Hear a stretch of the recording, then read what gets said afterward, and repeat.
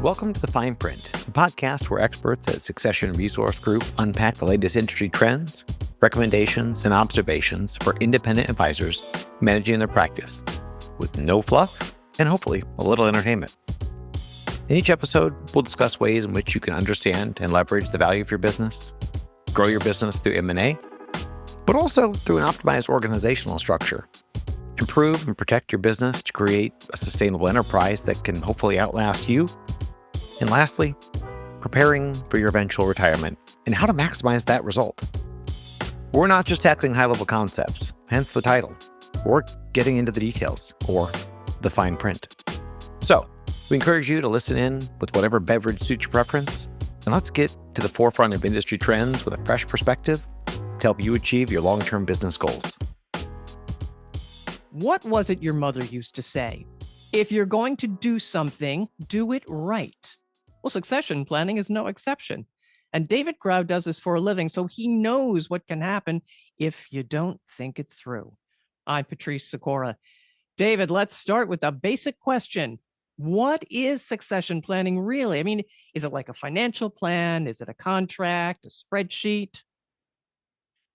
Well, of course, you open with a big one, so a good place to start. And frankly, from a conceptual perspective, I think it's a topic that the industry, all of us as business owners, frankly, struggle with a little bit.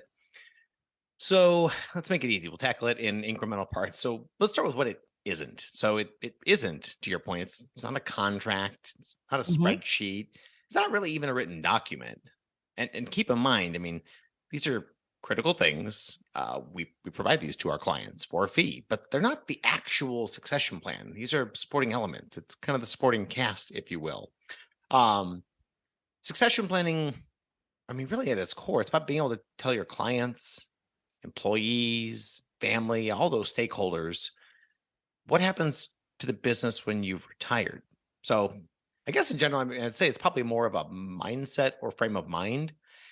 To start thinking long term, the vision for the business, knowing that someday you won't be at the helm. I mean, really, that's it. But 2.0 version of succession planning, I mean, that's more kind of cool. It's about creating something sustainable, something that can continue to grow when you're slowing down, retiring. And honestly, in an industry full of professional planners, I think when you can make succession planning less about retirement and more about creating a sustainable organization, that's kind of interesting, especially in an industry where so many advisors tell me they're going to die at their desk. They love what they do. It's not that they actually want to die working. I mean, maybe a few of them, but not most of them. It's that they love what they do. They make a good income and they're not ready to retire. And so they view this as sort of this analog thing. And again, to me, that succession planning, I put the emphasis on the P word, the planning part of it. Do any of the advisors ever take the time to sit down and write anything down, write their vision of their retirement, write their vision of their creation after they've left it? Honestly, so few do, but I would tell you, I mean, it's a big part of why we continue to try to help beat this drum. I mean, selfishly, obviously, would love to work with the entire industry to solve these problems because it's good for the business, it's good for the clients, it's obviously good for Succession Resource Group. But at the end of the day, I mean, succession planning, sharing equity, family members, retirement savings. I mean, these are big chunky items to not write down. So, back to your first question, is it a contract? It is a spreadsheet? No, I mean, it's an idea, but that idea should then lead you to your point, to writing this stuff down, even if it's just in a journal, your yellow legal notepad on the desk, Right. jotting it down, like just start committing your ideas to paper and just start to ideate on it. I mean, I love the idea of writing it down, but I do also hate that so many people think it is a contract and then they get wrapped around the axle and they just never get engaged with it. So it's an idea, but I love your point is like all ideas and goals, they tend to have a more likelihood of manifesting if we write it down. Right. Well, when should they start thinking about this? If not writing it down, when should they start thinking about their eventual exit? Yes, yeah. And again, keep in mind, industry full of professional planners who love what they do, most of them telling me they're going to die at their desk. I mean, I'd say you start thinking about it, planning for it today, yesterday, whenever you, the listener, started the business. I mean, you honestly, you can't start thinking about this stuff early enough. Now, many won't do anything about it while they're thinking about it. I get it. And many of them won't even need to based on where they see themselves 10 and 20 years from now. But it's the point of having thought about it and made that decision so that when a client sits down and asks you someday when you're 60 or 65, like, hey, Patrice, how much longer are you going to be doing this? Initially you can sort of laugh it off and say, oh, I love what I do. I'll die at my desk. And the client will laugh with you. Right. Then you're 70 and they ask that and you give the same answer and kind of laugh and they just stare at you waiting for an actual answer.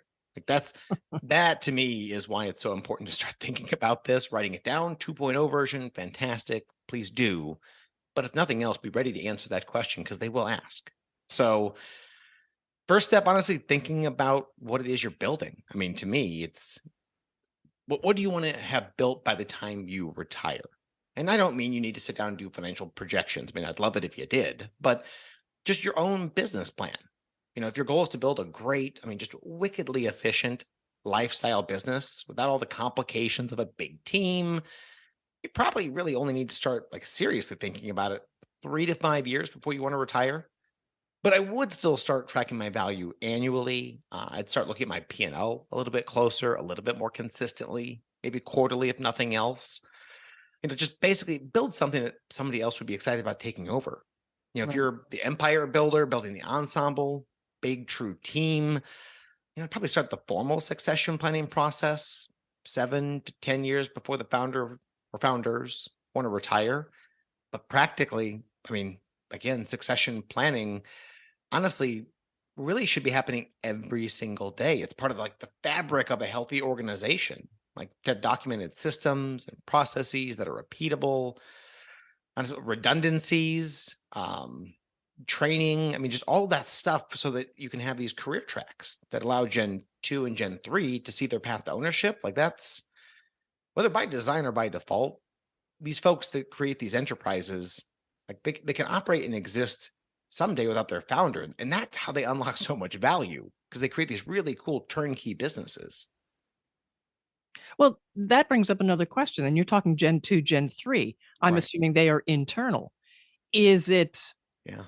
is it in my best interest as the founder to go internally for a succession plan, or should I look outside for a third party sale?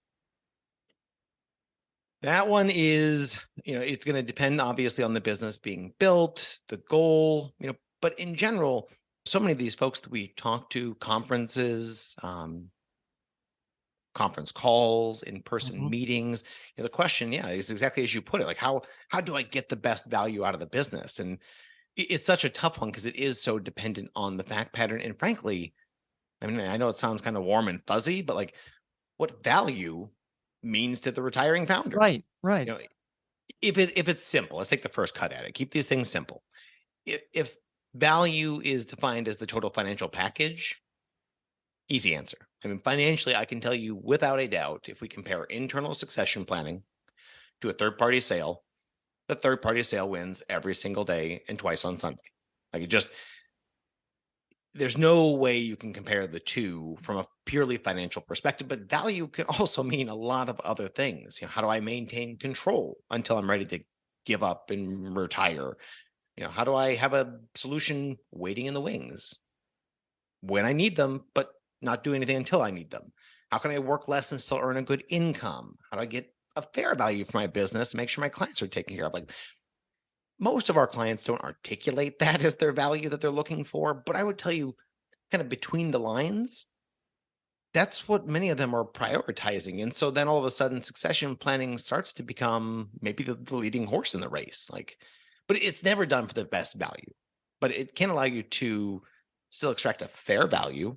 I mean, but you got to be willing to put in the time and effort. Like it's not easy. But with the right team, if you start early enough, back to your earlier question on timing, I mean, I can still make a pretty compelling case for internal succession planning. Just the real challenge, and anybody who's in the middle of succession planning, like intentionally, y- they'll tell you the same thing. It's third party sale, you take two cash flows and you squish them together. A succession plan, you take one cash flow that has been used for all these years to pay the salaries, the lease, keep the lights on, butts and seats, and grow it. Mhm. And now we're going to add to that list, trying to help facilitate and finance succession. It's a lot to ask of one cash flow. So it can be doable, but we just have to sort of redefine or at least define what value means to the founder. Speaking of value, outside parties, are these industry aggregators, say aggravators, but the aggregators we've been hearing about, are they really paying these numbers, these multiples we're hearing? I mean, yeah, yes is the short answer, but yes Wow. and no is the mixed answer. And frankly, I think your subconscious, aggregators is probably not too far off the mark.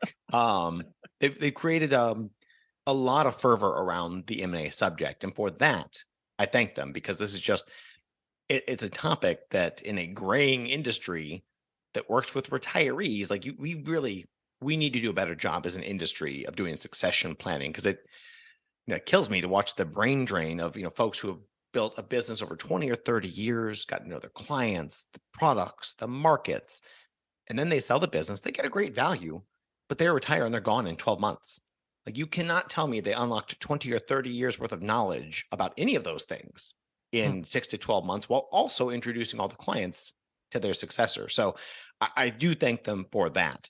Um, they do provide a really strong value to the right people. What people don't always understand is that, especially when you look at these private equity backed aggregators, they know it, but they don't associate it in this context. Like private equity, when they make an investment, they expect a strong financial return, right? I mean, these are not like buy and hold investors, and they want a strong financial return usually quickly.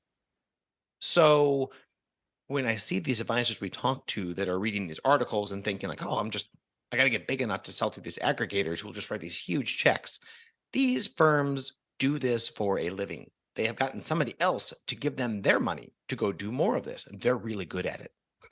They don't have a habit of overpaying. And if you felt like you got overpaid, you just need to probably look a little bit closer. I'm not going to say it doesn't happen, because for the right business, it, I mean, for other buyers, it can be really tough to compete with these aggregators for the right businesses. But it's just important to understand what it is these firms are actually looking for. Like they're not trying to buy a job.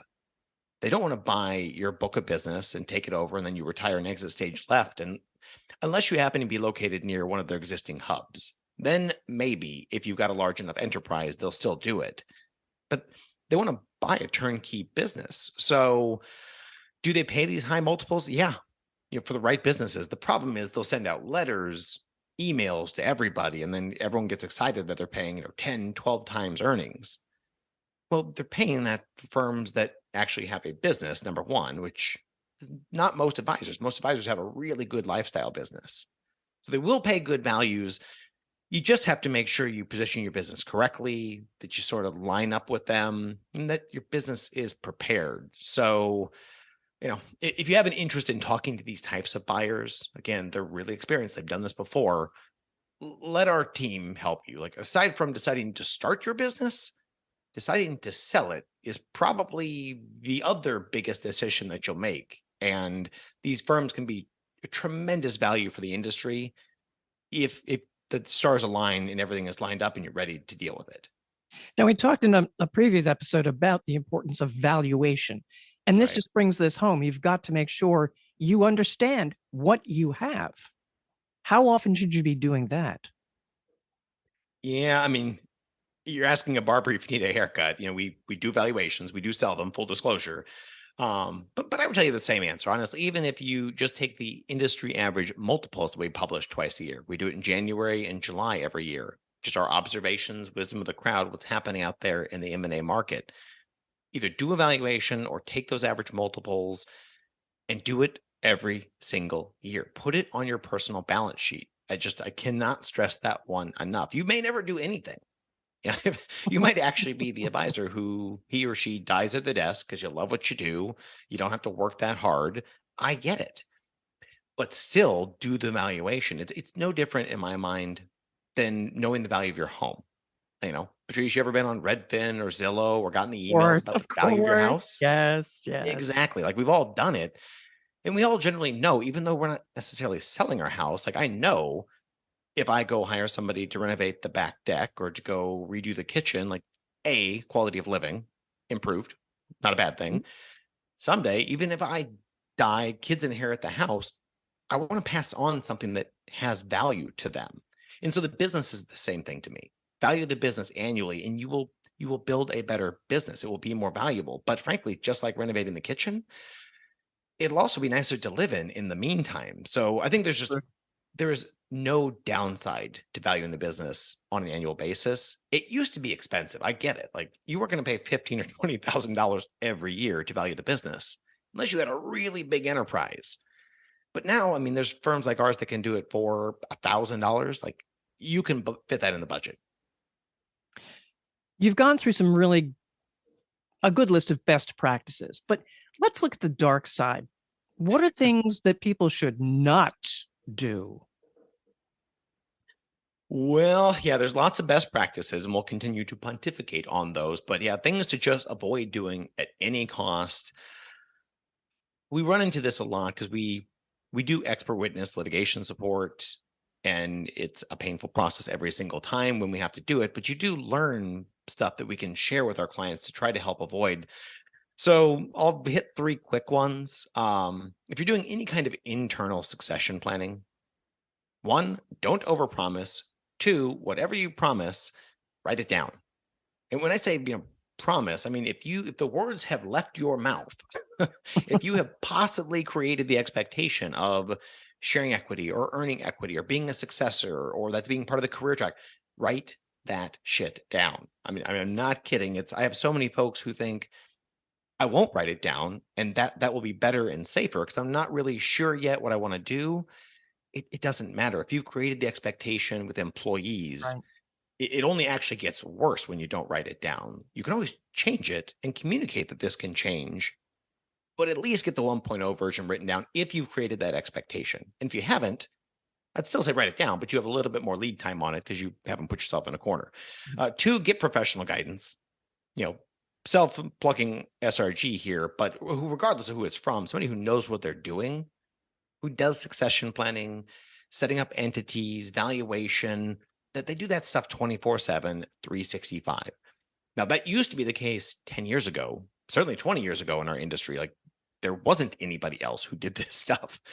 But now the whole industry has started to realize like succession planning is really important for each individual advisor, but also the broker dealers, the custodians, the TAMPs. Like we all have a stake in making sure these businesses are sustainable, well run, and handed off to the next generation and not just rode into the ground like days of yore. So there's just too many people with too many agendas.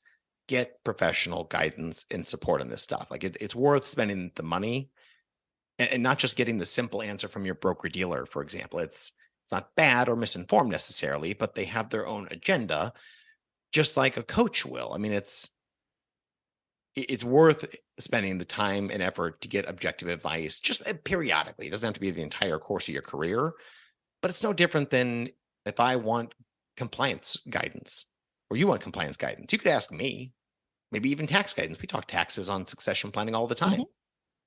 But while I can talk about it, I'm going to refer you to an expert who's going to actually file your taxes or to a compliance expert who actually really knows the Investment Advisors Act of 1940 and the ins and outs of that. Like I will tell you, where we start and stop. Not everybody else will. Last one here, quick hitter, softball. When you do sell your business, internal succession, external, I don't care. Don't just sell it to your friend, your peer, your colleague, someone who you know and trust. Like that one kills me where I think the advisors that we're talking to think they're doing right by their clients by selling to someone who they know and trust. But it's no different than hiring the first, administrative assistant who walks in the door and you have a great first interview. You're hired. Well, what about the other 65 Right, people lined right. up that are interested? The other 65 may not be a better fit. But when it comes to your clients, if I'm in your shoes, the advisor, I want to be able to tell my clients someday, I have done my due diligence. I have kicked the tires on every possible successor. This is the person who, when I retire, will manage my money. Like that's a compelling conversation to have. And all I keep thinking is if it's a friend, how long are they going to remain a friend? Yeah, and that's the hard part is honestly, Patrice, we work on these deals a lot. I mean, I tell you probably 80% of the transactions we work on, and we'll work on probably close to 200 a year, 80% of them are between two peers, two friends, two Really? colleagues. Really? And I would tell you, they remain friends, colleagues, even after the deal's over. Awesome. But that's mostly because the founder made a whole bunch of concessions to help get that deal done. Like they have a name for those kinds of friends. And I won't say it on this podcast, but we know who we're talking about. Oh, gotcha. Gotcha. All right. Now, succession planning, my friend, as you as you've said to me, you're going to eat your own cooking? Hmm? What are you doing? What are you doing? Yeah, I mean, it's funny because we can talk about this stuff sort of from the ivory tower. And again, wisdom of the crowd, we've got good insights, but we also, I'm a business owner just like everyone else listening here today. So yeah, I mean, back to my comment on the ensemble, building that true team. Like I'm 42, I'll be 43 in July. Like, no, I am not planning to retire anytime soon, but I do think about retirement like most founders. I work a lot. And not because I have to, but because I want to. Like so many of you listening, we could take our foot off the gas and you could just settle into modest growth, sustainable growth, frankly. But to your point, Patrice, we live succession planning every day. We don't just talk about it. Like we're working to build teams of experts, our farm team of talent under them, so that we can frankly continue to serve this industry well past the end of my career, whenever that is. But it goes back to my earlier point on succession planning, creating a sustainable business. It's a mindset. It's part of how we built our job descriptions. It's how we hire. Like it's literally woven into the career paths and the people that you bring on. Like you're more selective about them when you're keeping your eye on the exit door someday, even if it's 20 years out there. When you know this person could be part of my long-term succession plan or training my long-term successor, like you're going to be a lot more intentional about these things. And the best part is, like, for those of you trying to build these types of teams, like, even if you miss the mark, the mere aspiration and effort of you trying to build this, you will have created something with tremendous value. And that's not a bad consolation prize in my mind. That's fantastic. I love the thought of the long range vision. Someone coming through that door. This could be the one to Right? succeed me. That's a fantastic way to look at it. Well, David, how can advisors reach you to share some of this wisdom? As always, on our website, successionresource.com, mainly because we post our blog articles there. There's a chat to get connected with our team, schedule time with any of our professionals, including myself. So it's always a good place to go. And then LinkedIn. Honestly, our team is really good about putting even bits and pieces of amazing podcasts like this up there. So we just try to keep beating this drum, disseminate this information because I fully acknowledge those of you listening. I mean, many of you will be in growth mode. Succession planning couldn't be further off in your mind, but we're going to keep being, that Jiminy Cricket on your shoulder, trying to keep reminding you about this subject, whether it's on LinkedIn, our website, or at conferences. You'll hear from us. All right. Be sure to follow this podcast. That way you will know when a new episode is ready for you. Share with others, including those in your business circle, and contact David if you have questions or topics you'd like him to tackle. Thanks for being with us.